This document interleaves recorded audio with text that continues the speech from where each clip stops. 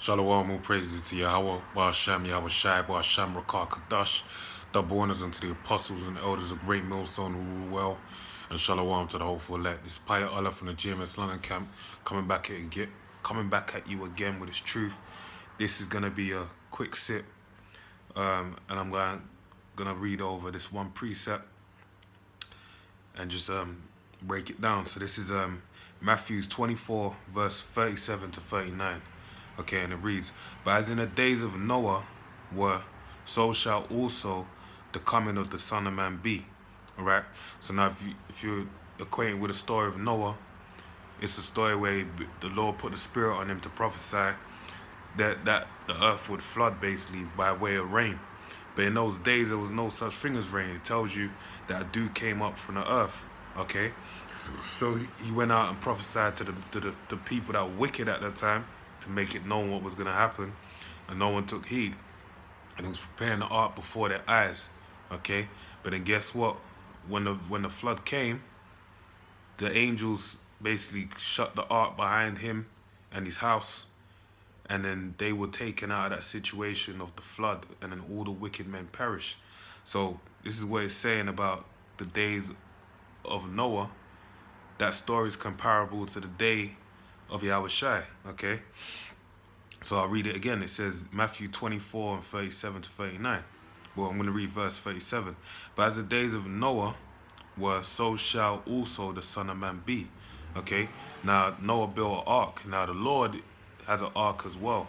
That where the ark being today, what the so-called white man calls the UFOs, which are identified inside of the Bible known as the chariots of the Most High, also described as clouds, as it tells you in Psalms, the 103rd chapter and 4th verse. Okay, basically the Most High maketh the clouds his chariots. So the Lord is gonna come in those days of this flood being done with fire. Okay, because water and fire both cleansing agents. You had the time past, the first death being the washing of the world by way of water. But then guess what? You're going to have the second death, which is going to be the cleansing of the earth by way of fire. Okay? And that's going to be done in America, which is known as a lake of fire. And different places are going to get the brunt of World War III. You know, it tells you in Isaiah the 9th chapter 5th verse that this war shall be done with fire, fuel of fire. Okay? So the Lord, when he comes back, he's coming back with them in the midst of the ICBMs falling upon America. He's gonna be shooting them laser beams and judging people by his laser beams.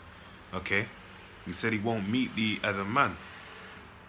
Okay, so and it reads on now. "For as in the days that were before the flood, they were eating and drinking." Okay, so they were having a good time.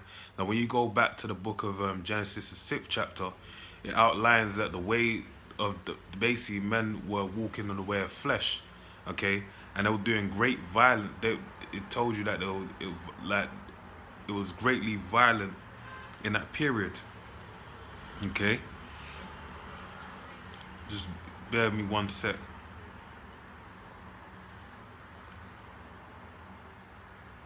Yeah, it says the earth was filled with violence. Okay, so and this day and age we're living in what the Esau's rulership. Okay, the so-called white man who in the Bible is defined as Esau, we're living in his rulership presently, and he's known as the violent. How do we know that? When you go to Matthew the 11th chapter, it tells you the kingdom was going back to the Romans when Yahweh Shai was on the scene. It said the kingdom of heaven suffereth violence, and the violent take it by force. And who were they suffering under the hands of? They were suffering under the hand of the Roman Empire, which basically came out of Edom. Okay, so this is the same thing. This is a regeneration of the Roman Empire today. Okay, they're ruling today. They go under the same, everything regenerated, reincarnated in this kingdom goes back to Esau back then, of the Roman Empire, the Greek Empire, even Edom. All these different times when Esau was in rulership. Okay, and he's even channeling different wicked energies that were in kingdoms from before, the times past. So that's showing you that basically what the time we're living in is a violent time, man, and we're suffering at the hands of that violence. Okay, and that's the same thing that was said in Genesis the 6th chapter. All right, and we gotta remember that Noah was what, a righteous man that the Lord set apart and his household and took into the ark and delivered him from this time. All right, so it says, for the days that were before the flood, they were eating and drinking, marrying and giving in marriage until the day that Noah entered into the ark. Okay, so it's saying that was being done until what? Noah entered into the ark. And that's the same thing over here. Everyone's eating, drinking and marrying, having a hell of a good time. But it tells you in Ecclesiastes it's better to go into the house of mourning than to the house of feasting. Okay, which we're basically in the house of mourning. We're mourning in this kingdom. We ain't feasting and enjoying ourselves. Even if you attempt to, you're gonna have a stark reminder that you're in hell. All right, because remember it says that what they were doing before, they were doing anything in their imagination. And it tells you in the book of Jeremiah 17:9 that it tells you about the heart is desperately wicked, man. So that's why, that's that do as thou wilt spirit, and that's present today, man. That's what they're doing. But that's the flesh, that's wickedness, all right? Because remember, even Paul said, who was in the spirit, had a hell of a spirit on him. He said, why I ought to do, I do not. What I want not to do, loosely paraphrasing, I do. Because he's saying he was in a constant, the greatest battle. His spirit was fighting against the flesh, because he's in the flesh. And while he's present in the flesh, he knows that he's away from the Heavenly Father, man. So these people don't even have that the slightest level of discipline to acknowledge that there's a spirit. They're full-fledged in the flesh. That's why any imagination that comes to mind to do, they go ahead and do it, man. All right? And it says, knew not until the flood came and took them all away, so shall the coming of the Son of Man be. So all these things, we're preparing an ark before the people presently today. How are we doing it? We're going out there and being fools for Yahweh's sake, man. All right? We're going on the highways and byways, and people, but everything we're doing is in accordance to prophecy. We've got the sign in front of us, we've got the border blue, the fringes. But guess what? The way of, under the wisdom, knowledge, and understanding, they've been blinded to it.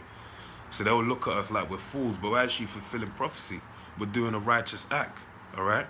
So now you got to remember that we're building the kingdom before them. In the midst of this kingdom, the little sanctuary, as it spoke of in Ezekiel the 11th and 16th verse, man. We're building that before their eyes, okay? But they're laughing at it, they're scoffing.